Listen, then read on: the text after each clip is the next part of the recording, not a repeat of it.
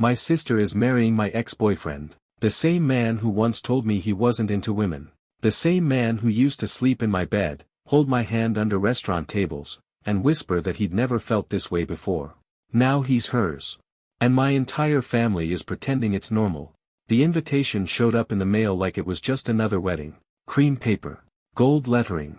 Her name, and his, in cursive. I laughed. I actually laughed. Because if I didn't, I might have screamed. It wasn't just that they got together.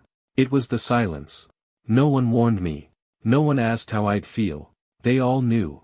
And they let it happen. I sat on my kitchen floor holding the card for a long time.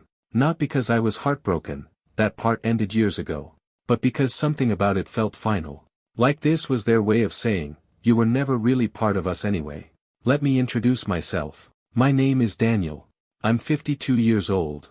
And this is the story of how my family buried the truth to protect a wedding. And how I made sure they never forgot who they buried with it. We met in the kind of place where nobody expects forever. A small wine bar downtown, dim lighting, soft jazz, a kind of quiet that felt safe. I had just turned 39. He was a few years younger. Confident. The kind of confident that doesn't try too hard. We talked for 2 hours that night. About everything and nothing. His laugh was low and honest. When he asked for my number, I felt something I hadn't in years, like someone had actually seen me. His name was Mark. He worked in marketing, or maybe branding, something that involved speaking well and dressing sharp. I didn't care much for the title. I cared about the way he remembered small things I said. The way he checked in when my dad was sick. The way he made me feel like I wasn't asking too much just by existing. We were together for a little over a year. Not flashy. Not dramatic. Just steady, warm, easy. At least, that's what I thought. We never came out to my family. Not officially. My parents were the "we don't talk about that" type. They weren't cruel. Just conveniently blind. And I was tired of forcing visibility into spaces that didn't want it. So Mark was introduced as a friend from work. An inside joke. A half-truth everyone accepted because it was easier. Even my sister, Olivia, used to tease me about it. She'd say, if that friend gets any hotter, I might have to steal him. I'd laugh. Nervously. Not because I thought she meant it, but because I wasn't sure where the joke stopped. And then one day, Mark was gone. No fight. No betrayal. Just a short message, I think we want different things. That was it. I stared at that line for hours. Tried to piece together what I'd done wrong. I never pushed for a ring. Never forced a timeline. I just wanted to be seen, and for once, I thought I was. The weeks that followed were a blur. I tried to stay busy. Took extra shifts. Renovated the guest room. Deleted his photos from my phone, except one, buried deep in a folder I never opened again. No one in my family asked questions. Not really. Mom said, people drift. Dad said, these things happen. Olivia said, nothing. Looking back, it's the silence that stings the most. Because now I realize they didn't ask where Mark went, because they already knew. They didn't console me, because they didn't think they needed to. They had already picked a side. And it wasn't mine. It started with an old group photo. I was organizing some files on my computer when I found a folder marked, Family Barbecue, August. The picture was from 2 summers ago, long before I got that wedding invitation. We were all in the backyard. My parents standing side by side, my dad still wearing those ugly sandals he swore were comfortable. My sister Olivia was holding a tray of burgers, laughing. And there he was. Mark. Right next to her. But not next to me. I zoomed in, like some part of me needed confirmation. His hand, resting lightly on her lower back. Her face tilted toward him, smiling in that way she used to when we were kids and she thought no one else was watching. I told myself it was a coincidence. A moment caught out of context. But it didn't feel like one. I clicked through the folder. There were more shots. Mark helping her set up the drink table. Olivia passing him a plate, too close, too familiar. Suddenly, it all looked different. I thought about the night Mark broke it off. He'd been quiet for days. Unreachable. When he finally answered, he told me he'd been traveling for work. Said he needed time to clear his head. I accepted it because I didn't know what else to do. But now, seeing that photo, I remembered something else. That same weekend, I'd called Olivia. Just to chat. She hadn't picked up. Texted me an hour later, busy with a friend. Rain check. A friend. I opened my calendar, started pulling pieces together. She and Mark had both been unavailable the same weekends. Both had reasons to avoid family dinners. There were holidays when one would leave early and the other would show up late. It hadn't been coincidence. It had been choreography. I started scrolling back through texts, old photos, social media tags. Looking for other clues. Found a picture on Olivia's Instagram, a book she claimed to be reading, on a solo weekend getaway. But the book, it was one I'd loaned to Mark. He'd underlined sections in red ink. That same ink bled faintly through the page in her photo. She hadn't even noticed. That's how sure she was I'd never put it together. I wanted to scream. To throw something. But all I did was sit there, my laptop glowing in the dark, while the truth settled like dust after a bomb. They had been together. Long before he left me. And my family, the ones who were supposed to love me unconditionally, must have known. Maybe not from the start, but eventually. They had to. And they said nothing. No warning. No apology. No loyalty. Just silence. That kind of betrayal, it doesn't explode. It seeps. Like water in a foundation, rotting everything underneath until one day, it just gives. I didn't confront anyone. Not yet. But something in me shifted. I wasn't hurt anymore. I was done. I hadn't planned to go back. But 3 days after I opened that envelope, I found myself driving toward the house I grew up in, an old colonial just outside of town, the one with the cracked walkway and mismatched shutters my father always swore he'd fix. It wasn't curiosity that brought me. Or rage. It was something quieter. A need to see their faces. To look them in the eye and confirm what I already knew. The front door was unlocked. Of course it was. Inside, the kitchen smelled like lemon cleaner and roasted chicken, just like always. The scent hit me like a punch. Familiar. Comforting. Weaponized. My mother looked up from the sink like I'd dropped in for coffee. No guilt. No surprise. Well, look who the cat dragged in, she said with a tight smile. You're just in time. Olivia's on her way over. I didn't respond. I just walked to the fridge, needing something to hold on to, and that's when I saw it. Pinned under a novelty magnet shaped like a flamingo, the wedding invitation. The same one I'd received in the mail. Only this one had a sticky note attached. Final head count due Friday, add Daniel if he changes his mind. Changes his mind? As if this had all been my choice. As if I'd declined a generous offer, instead of being quietly erased from their lives. I turned to my mother. How long have you known?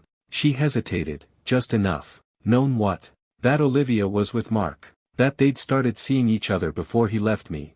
She shook her head, eyes darting to the stove, to anything but me. I don't know when it started, Daniel. And I didn't want to get involved. You two weren't serious, were you? Not serious. I had told her I was thinking of proposing. I had introduced Mark to them at Thanksgiving. I had cried, once, in her kitchen when I thought he was pulling away. And she had said nothing. He's happy now, she added. And Olivia, well, she always did have trouble finding someone who could keep up with her. Like that made it okay. I didn't say another word. Just walked out. The sun was too bright. The air too sharp. Everything felt wrong. 10 minutes later, Olivia pulled into the driveway in a white sedan. She stepped out in heels, holding a bouquet of sample flowers. Paused when she saw me. Oh, she said, blinking. Didn't know you were coming. You're marrying him, I said. Not a question. A fact. She sighed. Like I was the one being unreasonable. Daniel, I didn't plan this. It just happened. No. It didn't. You let it happen. She stepped forward, her expression tightening. You were never going to make it work with him. You're too closed off. Too careful. Mark needs someone who pushes him. I laughed. I couldn't help it. She'd stolen my partner and now she was diagnosing the breakup like a therapist. I hope the flowers are perfect, I said. I hope the cake's moist. I hope you smile just right in the photos. Don't do this. I'm not doing anything. You already did. And with that, I left. No screaming. No door slamming. Just distance. Clean and final. Because what they didn't understand, what they'd never understand, is that when you betray someone like me, someone who kept every secret, showed up to every dinner, called on every birthday, you don't get to ask for grace. You get silence. I didn't RSVP. I didn't call. I didn't write. But I showed up. Not to make a scene. Not to disrupt anything. Just to see. To understand. To watch them lie with their whole hearts and smiling mouths and perfectly aligned chairs.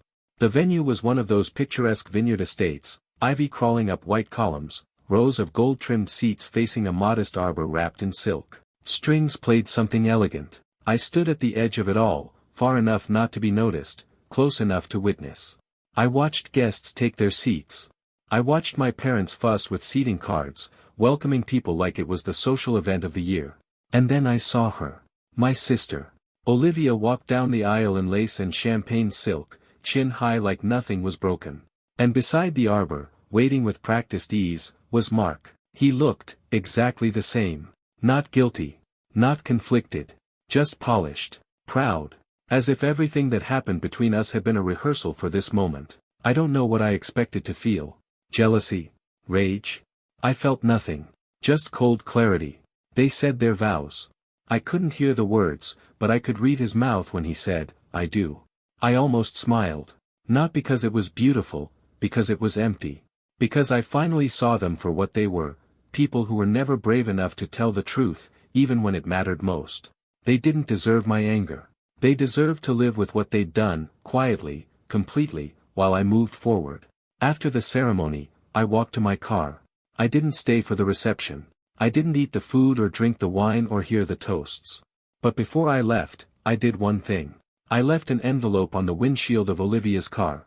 Inside was a photo, the last one I ever took with Mark. We were on a weekend trip in Oregon, wrapped in blankets, his head resting on my shoulder. He was smiling. A real smile. One that didn't need an audience. I wrote 4 words on the back. Before he forgot me. That was all. I didn't wait to see if she found it. I drove home, took a long shower, and then I opened a bottle of wine I'd been saving for something worth celebrating. That night, I didn't cry. I didn't dream. I just slept, like someone who'd finally remembered their own worth. 3 years passed before any of them reached out again. It started with a message from my mother. Short, polite, hollow. Hope you're doing well. Olivia just had the baby. We'd love to reconnect. As if nothing had happened. As if they hadn't watched me disappear from their lives and chosen comfort over truth. Loyalty over love. Appearances over blood. Then came the email from Olivia. No apology. Just a list of updates, house renovations, career shifts, baby names, with an invitation to visit. Not a single mention of Mark. Not a single word about what she'd taken. Or what I'd lost. And I realized something. They hadn't changed. Not really. They didn't want reconciliation. They wanted access. To me. To my time. To the version of me they used to know, the one who showed up with gifts, paid for the wine, remembered everyone's birthdays. The one who kept the peace even when it broke him. But that version of me was gone. I'd rebuilt everything. After the wedding, I'd thrown myself into my work. Started consulting, then formed a small team. We built something real. Something that made headlines. I traveled. Dated. Laughed with people who actually saw me. And eventually, I met someone. Quiet, smart, funny in a way that wasn't performative. The kind of man who didn't flinch when I talked about the past, or need me to explain why certain words carried weight. When he met my friends, they knew immediately, he was staying. When he met my family, well, that never happened. Because they weren't my family anymore. Not really. Family isn't just blood or names on a Christmas card. It's who shows up when things are hard. It's who tells you the truth when it's messy. It's who chooses you, over and over, not just when it's easy, but especially when it's not. So I replied to Olivia's email with a single line. Some bridges aren't meant to be rebuilt. And I never heard back. Years later, I heard through an old friend that Mark had left. Again. That Olivia was raising the baby alone, and my parents had sold the house. Maybe they think I'm bitter. Maybe they tell themselves I'll come around someday. But I'm not bitter. I'm free. And that, more than anything, is the best kind of revenge.